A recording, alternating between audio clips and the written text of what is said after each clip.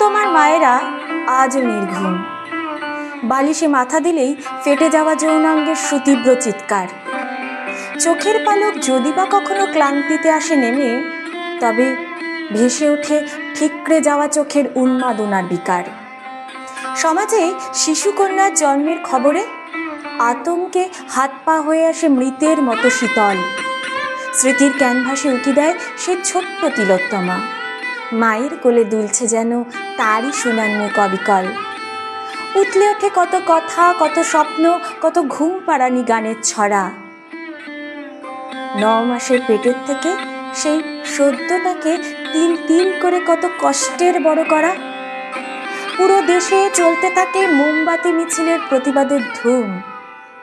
তারপর সব শান্ত, সব নিস্তব্ধ, কেবল তিলোত্তমার মায়েরা আজও নির্ঘুম।